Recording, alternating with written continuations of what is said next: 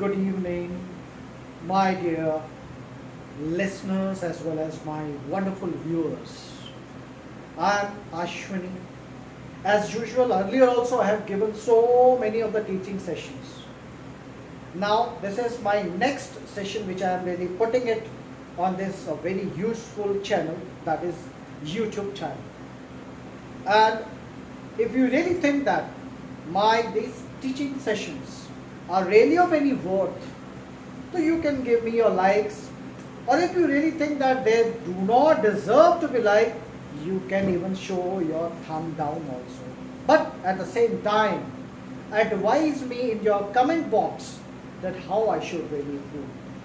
So now let us move to another teaching session of Ashwini Chauhan's classes, or rather I should say Chauhan sir's classes.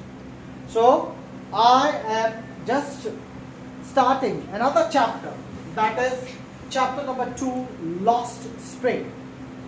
And this story is basically about the lost childhood, or rather I should say that such stories which have really lost the fragrance of real childhood. And in this particular chapter, our authoress named Anais Jung, she's a wonderful writer. She really focuses on how we can improve the level of the childhood, especially that level of a childhood which is under the bondage of, I should say, that is child labor. I hope you have really understood the meaning of child labor. This is very common in India. Now it is banned in India, but still it is flourishing. Now let us see how Anais Jung really throw a light on this chapter and throw a light on the child labor, and will she able to eradicate this evil from the society. So children, let's continue the chapter. Let us first of all get to the point, that is the chapter sketch of this story. The chapter sketch is, this part has been taken from the author's book Lost Spring. It's more or less like the spring which has been lost, or rather you can say that such flowers which has not been bloomed. Now they have taken birth, but they have not been bloomed. The chapter is divided into two parts. There are two parts basically. Continuing the author's first-hand experience with the poverty and traditions prevailing in some parts of India. Means she really throws a light on the poverty as well as some of the traditions of the poverty which is really prevailing in India. The first part. Now I am coming to the first part. Student, pay attention to it. The first part describes the plight of the poor rat pickers of Sibapur. Dear student, this is a place which is in Delhi, but it is situated on the external boundaries of the Delhi. It is almost across the Yamuna river. If you go towards across Yamuna, you can find that place there, and you can really watch with your own eyes. The second part describes the miserable conditions of the bangle makers of the Firozabad. This is another district rather of UP which is famous for bangle making. But do you know that that city is really famous for making bangle making, but who are really making it? Dear students, the small and very young children below the age of 14, they are working in a very high temperature near a very high furnaces where their health can be really affected. So Anais Jung throws a light and tries to improve the level of the light condition of this poor child. Now let us come to about the characters part. First, Sahib. Sahib is a character of the very first part of the story. Sahib is basically a boy who is from Bangladesh. He came to Delhi in 1971. And why did he come to to Delhi in 1971? He came here because in Bangladesh a drought took place, and their whole things, their houses, their fields, they were destroyed, and the Bangladesh government did not support them. So as a refugee, they came to India and they got settled down in Simapur.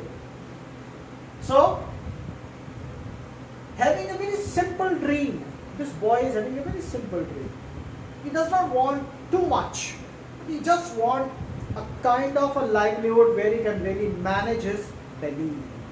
That in the morning, if he goes out and work out and get some money, and in the end, in the night, he should get something in his belly. This kind of a life he was living. So you can see how pathetic the condition is with him. He believes in promises made to him. But he is such a person who really wanted that whosoever is really promising something, that person should fulfill his desires. Next, Mukesh, a boy from a family of bangle makers. He wanted to become a motor mechanic. See the irony of the situation. See the difference. A boy from a bangle maker family wants to become a motor mechanic. So that means these children are also really having a very high dreams.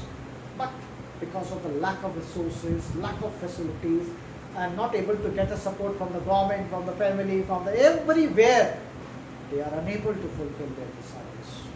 Next, the third, the narrator itself. She's Anis Jung, rather I should say, a social worker who is very upset. Why she is very upset? Because she really saw the poor condition of these children, and she wanted to really improve their level of poverty. So she decided to write this beautiful chapter and set an example so that such children should be supported by such class who are really having a high class levels of status, so that their life can also be. Now let us come to the summary part, the part 1 I should say. The title, sometimes I find a rupee in the garbage. This is the title of the first part of the story. And in the very first part, the authoress, Sahib, she introduces. Sahib is none other than a very poor boy, or rather who is a rag picker. Early morning he gets up, put a bag on his shoulder and moves out in the city, collects the garbage and sell it in the afternoon, gets some money in order to fulfill his task. The second part, when authoress saw Sahib and she got the introduction of Sahib, and then Sahib told her his name, that my name is Sahib-e-Alam. But see the irony of the situation, or it is quite paradoxical situation that I should say. Ki Sahib is not knowing the real worth of his name. What is the really worth of his name? That is, he is the Lord of Universe. Lord of Universe, you know, the one who is very comfortable, very rich, can really manage anything. But unfortunately, Sahib cannot even manage his own life. This is quite ironic. This is quite pitiable, rather I should say. Next part. Author pained by the fact that rag pickers are still barefoot. She saw a very big army of rag pickers. And when she realized and she asked them, why you do not wear something in your foot? They say that this is a tradition of their family. And moreover, whatever the shoes or whatever the things they are having with them, they cannot wear it regularly. They can only wear it when there is a procession, when there is some party or something like that. So you can say that these shoes or these chappals, whatever they are having, they are very precious to them. They cannot wear them regularly. But is it possible to really walk on the road without wearing any chappals and shoes? No. This is quite pitiable, dear. Next point. Garbage is gold. When the authoress asked from Sahib, okay, what is basically the garbage to you? Then the Sahib really tells that this is gold to him. Because why? Sometimes he says that I find some money out of it. Sometimes a coin, or sometimes even, or rather I should say, this garbage is symbolical to him. How it is symbolical to him? Because he gets money out of it. And more or less it is like a gold to him. Next point, that is lost spring, and Sahib is no longer his own master. In the last, when we reach the part of the story, the Sahib, he lost this interest in the business of rag picking because he was not getting money out of it. Why? He was not getting money out of it, people were not supporting him. So he changed his profession. He joined a job and he joined a tea staller where he used to sell tea.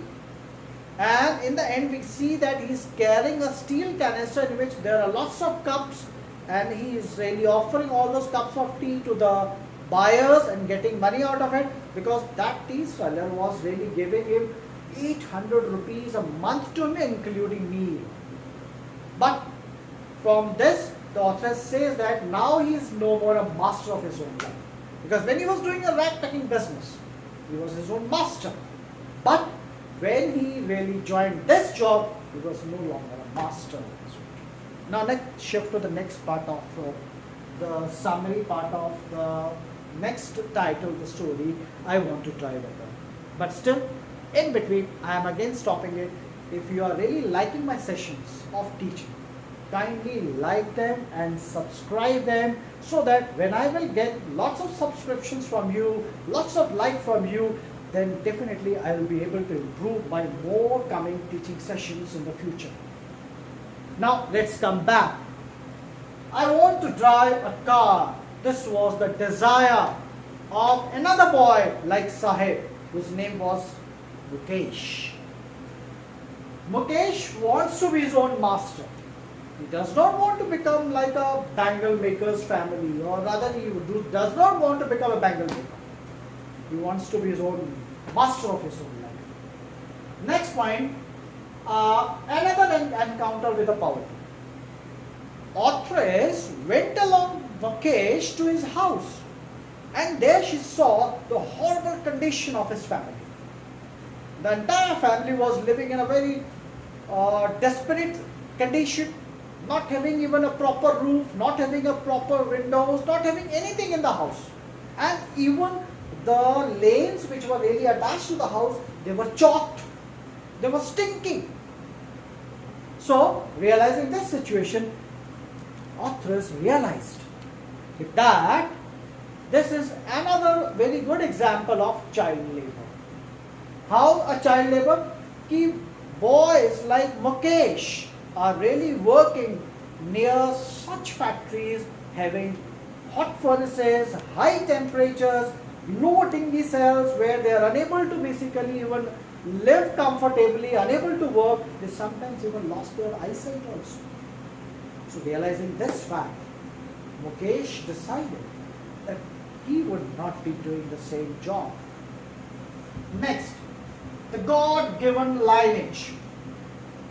He did not want to accept the God-given lineage. God-given lineage means the tradition of poverty which has been given by God to their family. He did not want to accept it. And next, that is the lost spring.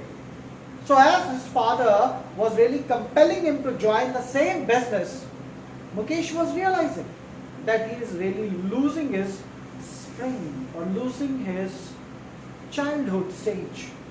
So he believed that no, I would not be losing all these things. Next point, daring not a part of growing up. He decided to take a daring step that he would not be a part of the tradition of their family of making bangles. And last, a ray of hope being shown. How that ray of hope was shown?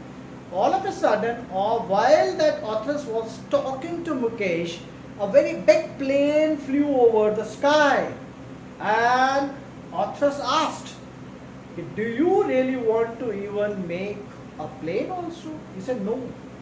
I will do whatever I can do. I will not do which I cannot do beyond my limit. So he said, I just want to become a motor mechanic. Thank you very much. I hope you didn't like my session. Kindly give her lots of comments and ideas so that I can improve my next coming sessions. Thank you very much.